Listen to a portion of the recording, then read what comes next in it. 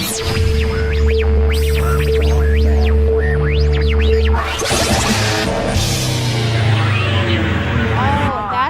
get. For teens. Hi, and welcome to another episode of Talk Back for Teens. I'm your host, Olivia Harrison. And I'm your co-host, correa-buntley. Today we have a few stories for you with youth news. The first story we want to talk to you about is this new game that seems to be all the rage in a lot of cities. It's called Knockout. Have you heard of it? Well, the point is, for fun, you go and you find a random stranger walking down the street and you punch them and see if you can knock them out in one punch. It's already caused deaths in St. Louis, Syracuse, and New Jersey. And according to CBS Washington, it's a new fad that's raging all of the nation. A lot of teens interviewed in Washington, D.C., when asked what was the point of this game, they said, "It's for the fun of it. We just want to see if you can have enough strength to knock someone out in one punch." What do you think about this, Tamani? Well, it's definitely not something that's safe, so I don't understand why teens are doing it. What's the fun in actually abusing someone?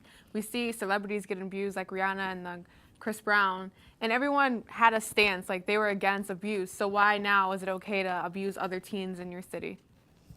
I don't understand it, but some of them, they say that they knock them out and then they steal their stuff. Other times, it's really just for the fun.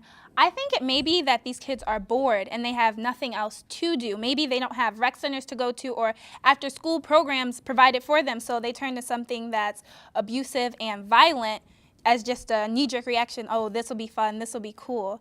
And they're getting a lot of media attention for it. So I don't know if maybe the media attention for it is encouraging other kids and other people to be like, oh, well, it might be a cool thing to do because the TV cameras are all on them for it. Well, we saw a spike like this in abuse back a few years ago when the Bully game came out. It was a video game where you're just dressed up as a school kid and you go around and just beat people up. And you see how many people you can beat up throughout the game and earn points. Well, it's basically just bringing the game to life, and it definitely needs to come to an end.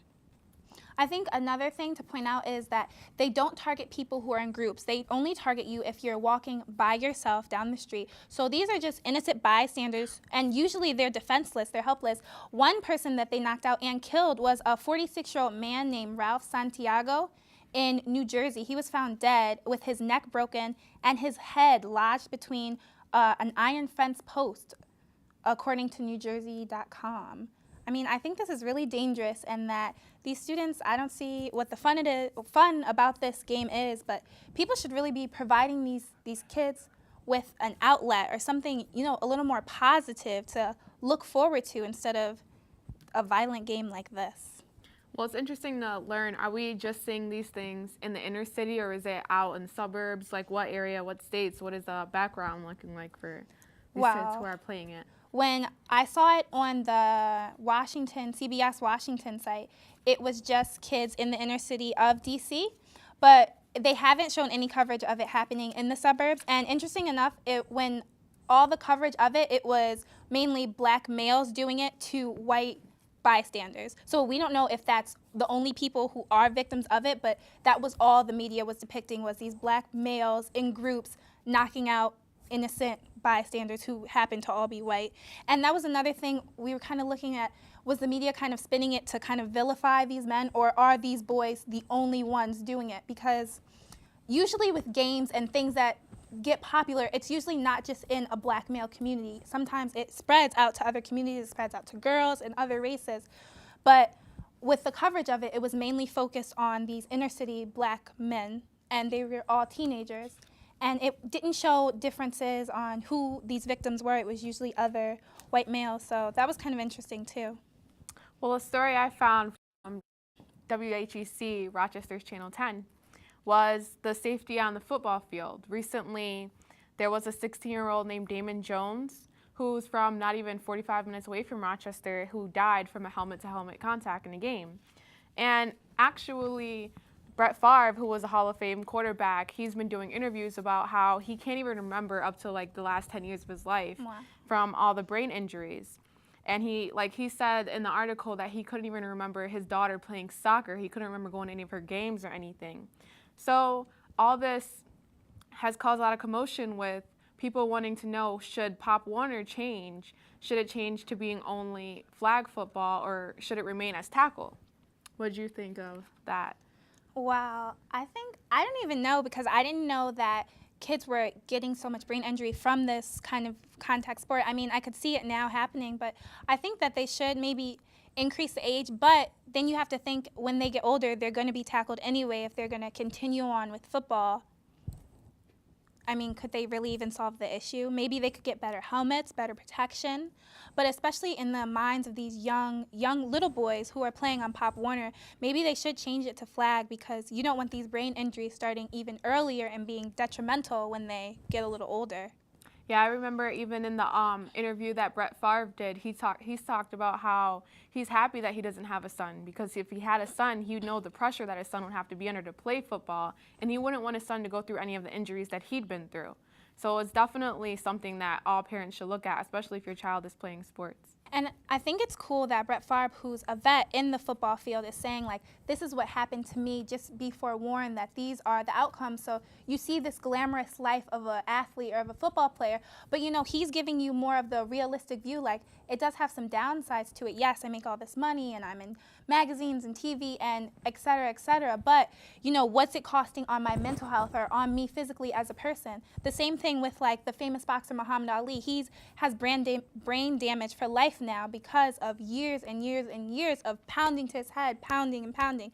And you really have to weigh the benefits and the cost of this kind of lifestyle and even this kind of sport. Like, is it really worth it? And are you protecting yourself? Well, another story we found was from U.S. Health News, and it was talking about the rise of e-cigarette usage with young people and teenagers. According to this article by U.S. News Health, experimentation with e-cigarettes has more than doubled among United States middle school and high school students from 2011 to 2012. And it's at the point now where 10% of all high school students have at least given them a try, according to data released Thursday by the CDC. What do you think about this, you know, big rise in e-cigarette usage among young people? Well, I think a lot of young people are actually misinformed about e-cigarettes. You know, we see people talk about with the actual cigarette, the cancer, and we see all the commercials with them cutting open the brain and the tumors. But what we don't see is the actual negative effects of the e-cigarette.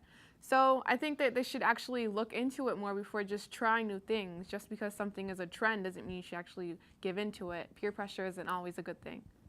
Have any of you guys ever tried e-cigarettes? Or let us know. Please tweet at us, tweet us, and Facebook message us. We want to know, what's this big new craze with these e-cigarettes? I've never tried them. Have you? No. But I would really be interested in what is so gratifying about smoking this. Is it different from smoking a regular cigarette, or how does it make you feel? How does it change your body chemistry? Some things we found out about it is that it still is addictive because it has nicotine in it. It also has high levels of other toxins that the CDC is unaware of. They can't really identify them. And the CDC was also saying that they come straight off assembly lines in China, so they don't actually know what's exactly in them, so they can't pinpoint what, oh, this thing is okay, this thing is bad. So that was one of the things that was really concerning me with these kids, especially young people, using these e-cigarettes and not knowing exactly what kind of toxins are being intaken into their body. They found that they're really popular because a lot of celebrities are endorsing them. Recently, Jenny McCarthy has an ad out endorsing e-cigarettes, and she's looking, you know, very sleek and very sexy doing it.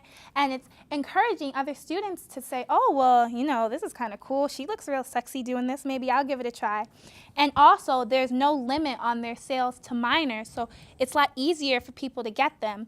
And there's no real regulation of where you can smoke them because it's not blowing out tobacco smoke. So the next story we have is about that kid.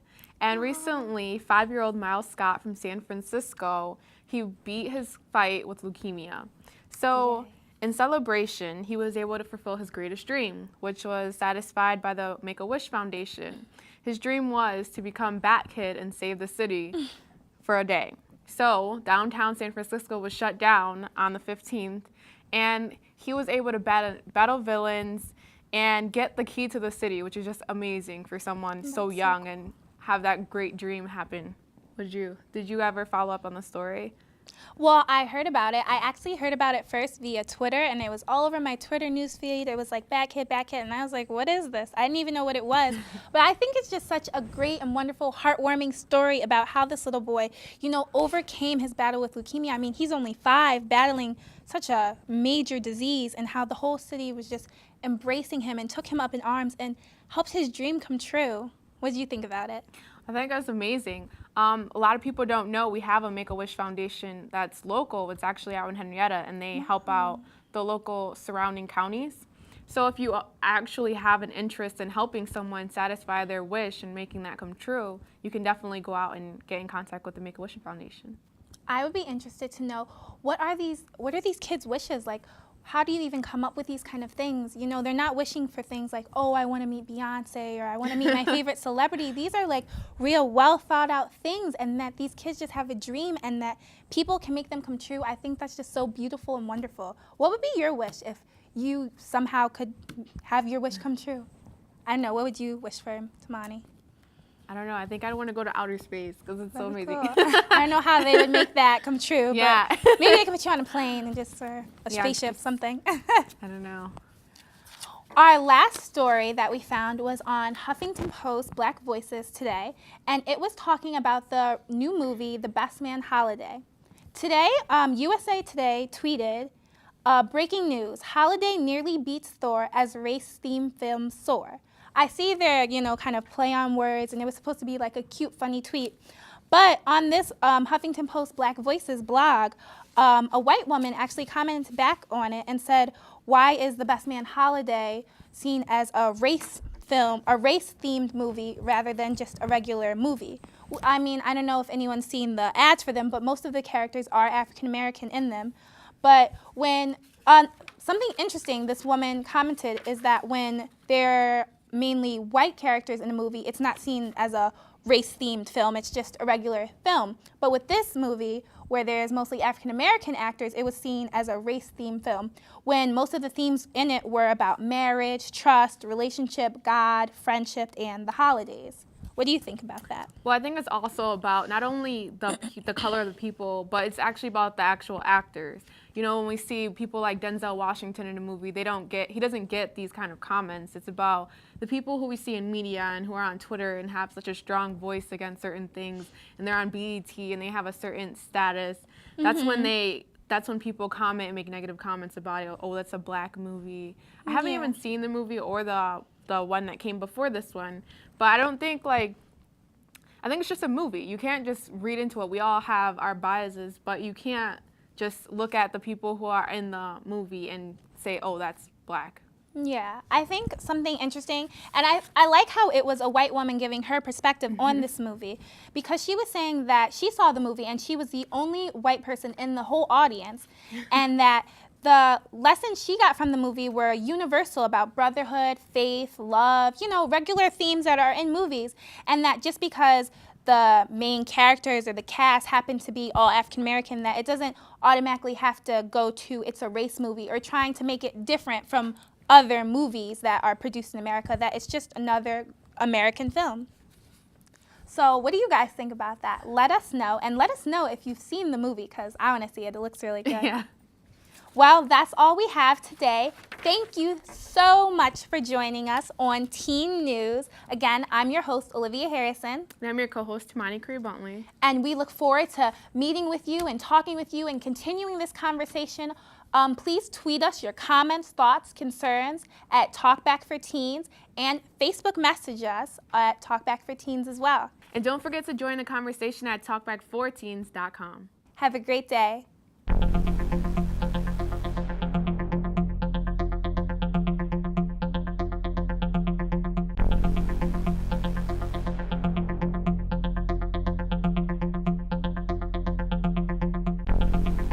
Okay. She'll do it. You want to do it? Okay.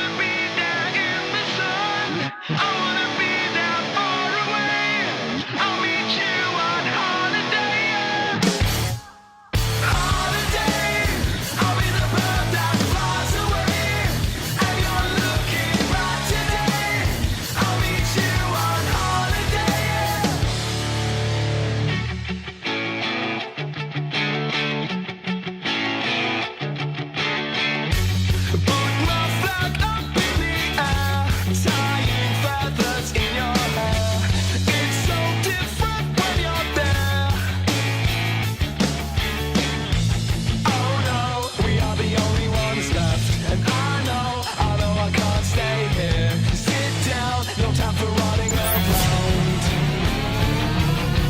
Holiday, I wanna be there in the sun. I wanna be there far away. I'll meet you on holiday. And holiday, I'll be the bird that flies away. And you're looking back today.